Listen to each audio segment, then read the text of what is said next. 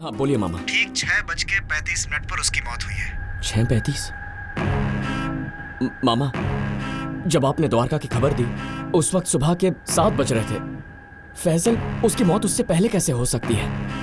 द्वारका की मौत की खबर सुनने से पहले ही वो अपनी हाथ की नस क्यों काटेगा? हाँ, ये बात तो है।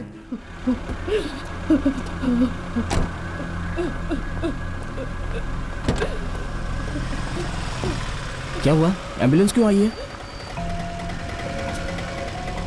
सर, क्या हुआ है? एम्बुलेंस में कौन था? फैजल था। फैजल? फैजल को क्या हुआ? शायद द्वारका की मौत का सदमा लगा है। नस काट के उसने अपनी जान दे दी।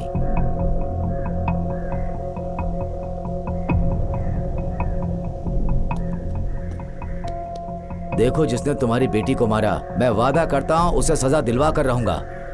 उसने कोर्ट में सरेंडर कर दिया है ना। सुनो सर, अब एक ही संतान बची है तुम्हारी। अच्छे से ख्याल रखो उसका। मेरे हाथ में कुछ नहीं है सर। पुलिस वाला हूँ, फिर भी मैं अपनी बेटी को नहीं बचा पाया। कैसे जीऊंगा उसके बिना? पहले उसे 2 बच्चों का सहारा था, अब तुम अकेले रह गए हो। उनका ख्याल रखना, और साथ में तुम अपना भी। समझ गए ना?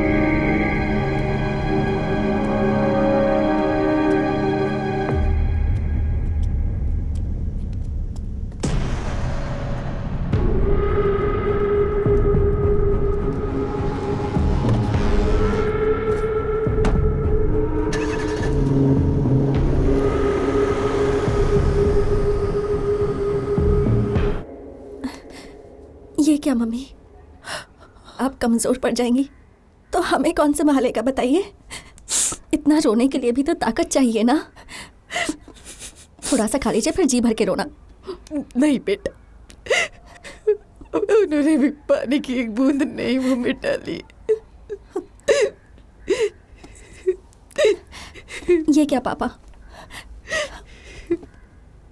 पापा, कम से कम आप तो खा लीजिए। मैंने अपनी बेटी को अपने ही हाथों से मार दिया। जब उसका फोन आया कि वो मुश्किल में है तो मैं बुरी तरह घबरा गया। अब मुझे पोरस के लिए डर लग रहा है। बेटी 2 दिनों से पागलों की तरह भटक रहा है वो। उससे कहो सब कुछ भूल जाए वो।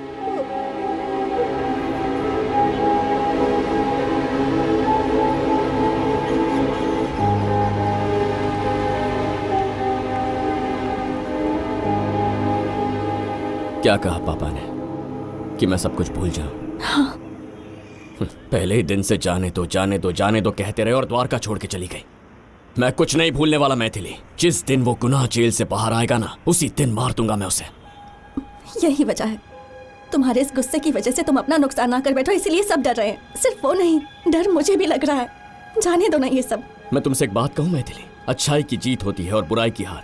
ये सिर्फ फिल्मों और धार्मिक ग्रंथों में होता है, असल जिंदगी में ऐसा कभी नहीं होता। कोई पागल कुत्ता भी हमें काटे तो खुद को बचाने के लिए हम उसे पत्थर नहीं मार सकते। कंकड़ मारना भी गैर कानूनी है। पता है क्यों? क्योंकि एनिमल राइट्स वाले कंप्लेन करके अरेस्ट करवाएंगे तुम्हें। दूसरी ओर अगर बीच सड़क पर किसी आदमी को चाकू भी मार दो ना, तो भी ना लोग बचाने आएंगे ना पुलिस आएगी। आज के जमाने में अगर पावर हो, पैसा हो, नेताओं का सर पे हाथ हो तो पूरी दुनिया झुक के सलाम करती है। ऐसे लोग जुर्म भी करे तो दुनिया आंखें बंद कर लेती है। कानून, अदालत, पुलिस, इनसे उम्मीद करना फिजूल है। उस गली में मत जाओ, वहाँ गुंडे हैं। इस तरफ मत जाना, ये भाई का इलाका है। अरे गलती से भी गुंडों से मत उलझना, वरना तुम भी गुंडे कहलाओगे। तुम बस केस वापस ले लो, सब कुछ ठीक हो जाएगा। पुलिस की कोई जरूरत ही नहीं है।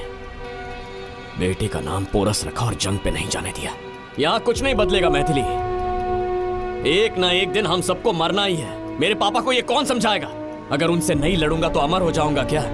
कभी नहीं मरूंगा मैं। सवाल ये नहीं है कि मैं जीऊंगा या मरूंगा।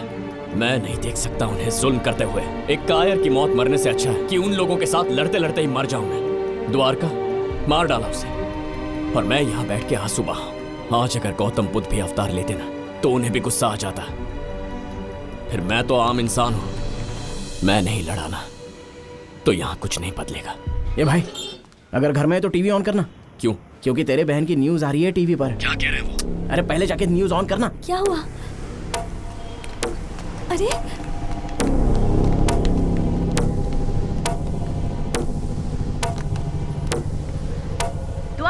पोर्टफोलियो केस में एक नया खुलासा हुआ है। जवान लड़कों को प्यार के जाल में फंसाकर उनसे पैसे ऐंठती थी। गुना ने बदला लेने के लिए उसे मार डाला। सिर्फ गुना ही नहीं, उसने फैजल को भी अपना शिकार बनाया। सुबह 6:35 पर फैजल ने भी नस काटकर आत्महत्या कर ली। पुलिस अभी भी इस केस की छानबीन में लगी हुई है। हो सकता है द्वारका ने मुझे भी कॉल किया हो। मैं जाके अपना फोन चेक करता हूँ। बेटा 7 बज गए हैं, तुम्हें घर जाना चाहिए। भगवान करे तुम्हारी बहन मिल जाए। पोरस वो नहीं रही। नहीं रही। वो फोन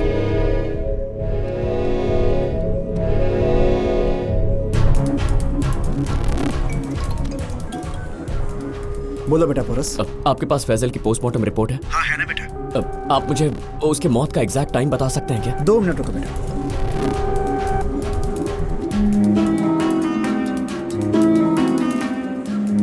बेटा हाँ बोलिए मामा। ठीक 6:35 पर उसकी मौत हुई है। 6:35? मामा, जब आपने द्वारका की खबर दी उस वक्त सुबह के 7 बज रहे थे। फैजल, उसकी मौत उससे पहले कैसे हो सकती है? द्वारका की मौत की खबर सुनने से पहले ही वो अपनी हाथ की नस क्यों काटेगा? हाँ ये बात तो है। सर, कल फैजल के घर से 2 आदमियों को पीछे की खिड़की से उतरते देखा।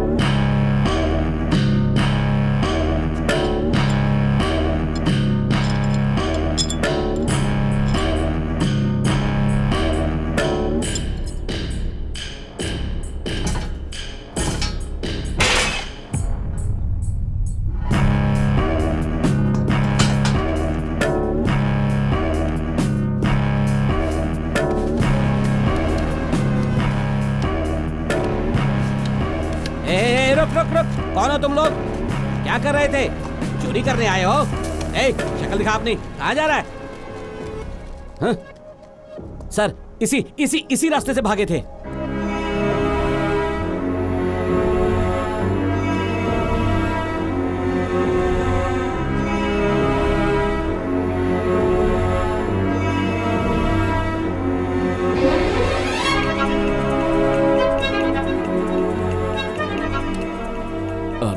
मुझे कल का फुटेज दिखाना।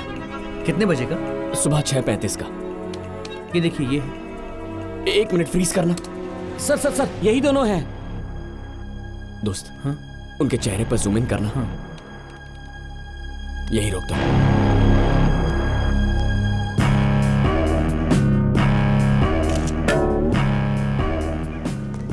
अरे पोरस, हमें भी यही लगा था कि उसने सुसाइड किया। हमने वही देखा जो उन्होंने दिखाया।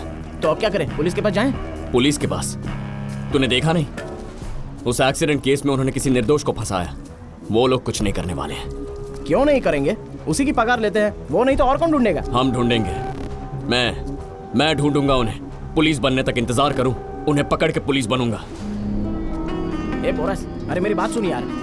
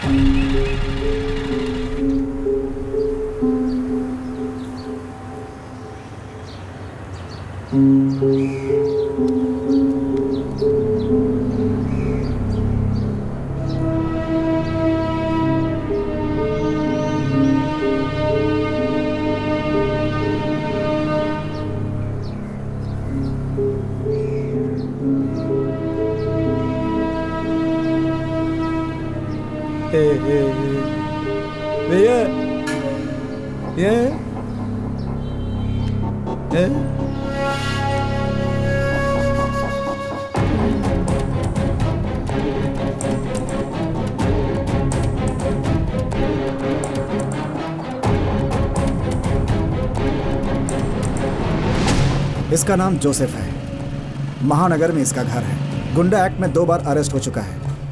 इस पर 4 मर्डर के केस भी हैं।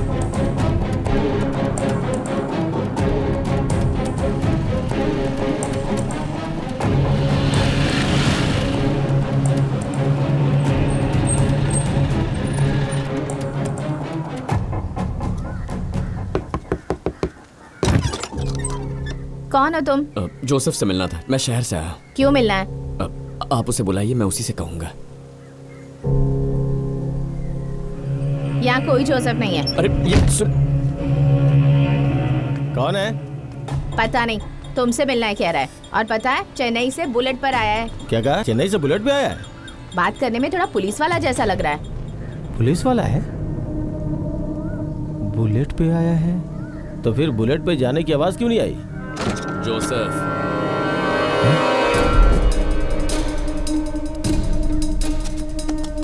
जोसेफ कहाँ जा रहे हो? अरे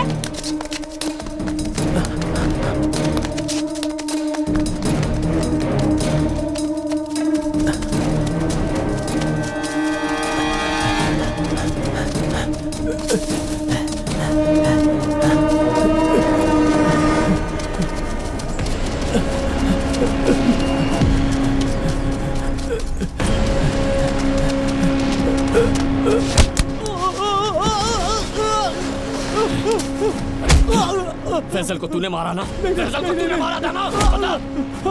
मैं नहीं मारा। क्यों मारा उसे? किसके कहने पे मारा? बता। बता दो। मारी ने मुझे 2 लाख दिए और बोला कि मार डाल। इससे ज्यादा मुझे कुछ भी नहीं पता है भाई, कुछ भी नहीं पता। सच कह रहा हूँ। मारी कहाँ मिलेगा मुझे? नहीं पता। बता दो। अभी वो बाजू के ठेके पे होगा। चलो मुझे। हमें अंदर है क्या?